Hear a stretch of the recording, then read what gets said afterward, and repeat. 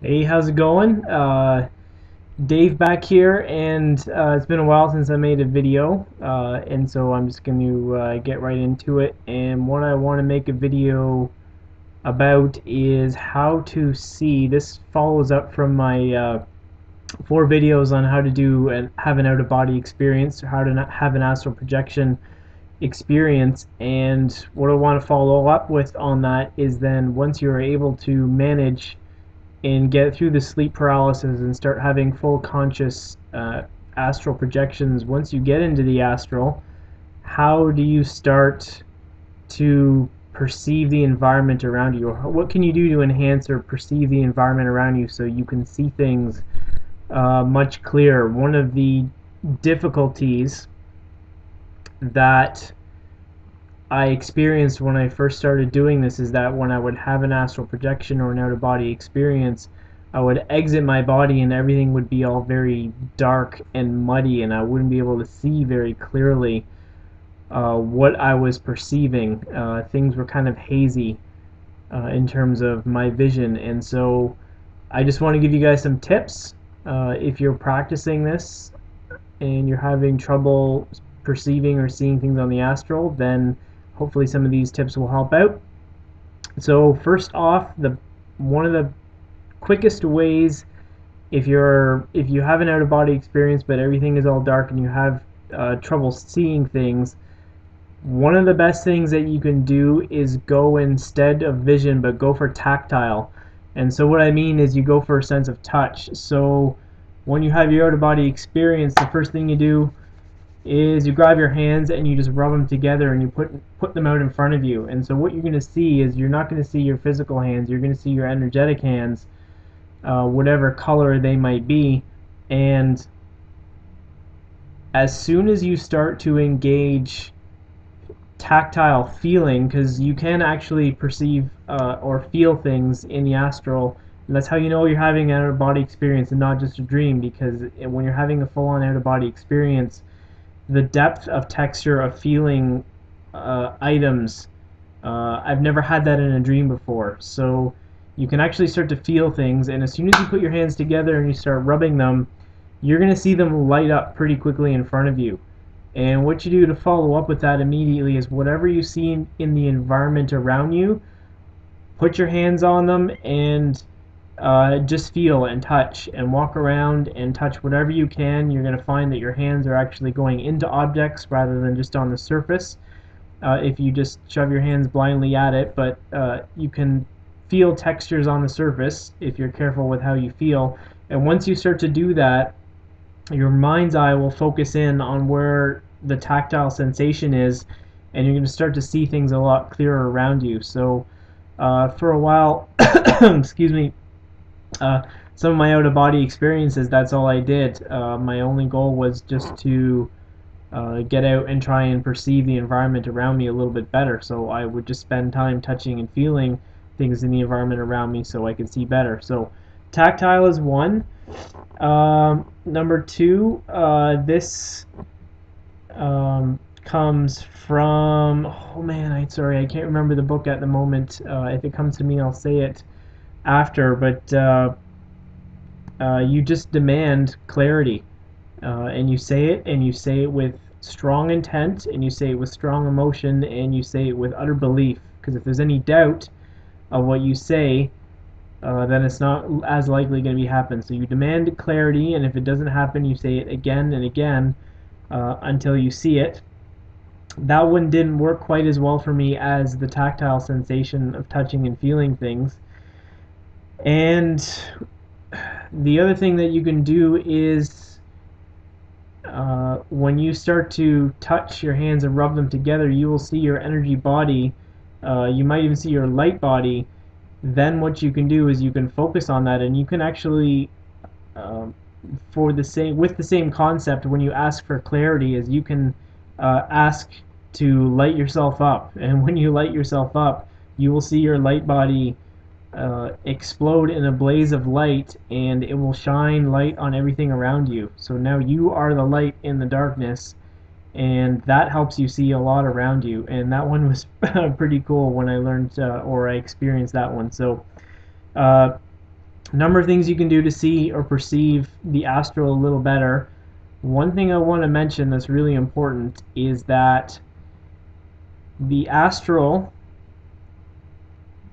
you can perceive the astral as it truly is, or you can perceive the astral as a hodgepodge of your subconscious thoughts. And you have to have fairly good mastery over your thoughts and your desires when you're having an out-of-body experience, because whatever you start to think, if you really focus on concentrate on an image of a place like a beach, if you're having an out-of-body experience, you focus and concentrate on that image, you will find yourself, the whole environment around you will shift.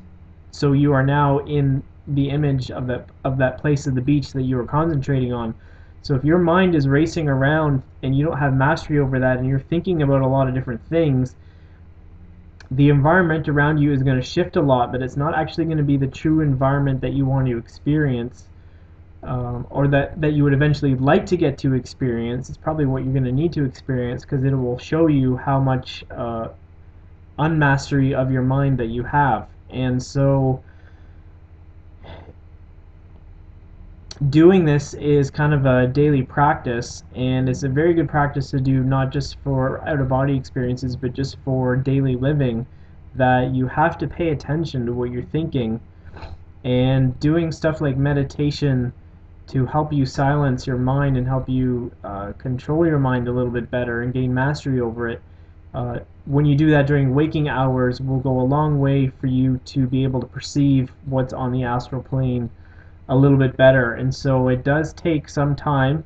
It helps if you kind of start rifling through your belief systems that are not working for you anymore. So wherever you're experiencing problems or struggles in your life, kind of start digging and looking at what the root thoughts of what's bringing you and constantly bringing you into those situations. Whether it's societal beliefs or friends' beliefs or political or religious beliefs or anything along those lines. But you've got to start clearing yourself out of a lot of negative belief systems that are causing difficulty in your life, because if you don't have mastery of that, when you have an out-of-body experience, whatever you think, or particularly whatever you're afraid of, is going to manifest in front of you right away. And if you have some pretty strong fears that you can't let go of, especially if it's along the lines of religious beliefs, those are going to manifest right in front of you as demons or different entities, and they're going to scare you a lot. And to be able to manage these fears in daily living, through your waking hours, you will go a long way to not perceiving what you fear on the astral, because whatever you perceive that you fear on the astral, according to my experience and my reading, is not actually a demon or an entity or whatever. It's a projection of fears of your subconscious mind. And when you start to manage those and get those out of your head and deal with them, then what you see on the astral becomes a lot more clear. And when you have a lot more positive belief systems left over in you than negative ones, your experiences on the astral will also therefore be a lot more positive. And then you'll start to experience the astral more as it truly is, rather than just projections of your subconscious mind. So it takes a little practice and it takes a little time, and if you're having difficulties seeing things on the astral, hopefully some of these tips will help. And you can, if you're not too clear in the beginning or you're a little afraid, you can actually use this, and this is what I did. I used my out-of-body experiences.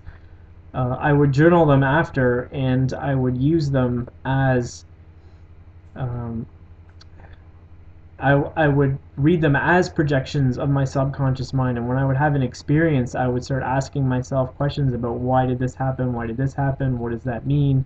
And you can start to really root into your own subconscious mind quite thoroughly when you're in the astral, because whatever you fear or feel ashamed of or guilty of or angry at will manifest right in front of you instantly, and it's instant manifestation, and it happens very quickly, um, a lot faster than it does during waking time, because whatever you fear during waking time you will attract to you, but it's a very slow pace compared to what's on the astral. So if you can initially use that as a good tool to clear out your mind of a lot of subconscious negative belief systems, through your journaling and analyzing of what's going on, you clear yourself out a lot more, and then the experiences you have on the astral will start to elevate for you, and they will start to become more intense and more vivid, and you'll start to hear sounds and music, and the tactile will be even deeper, and there will be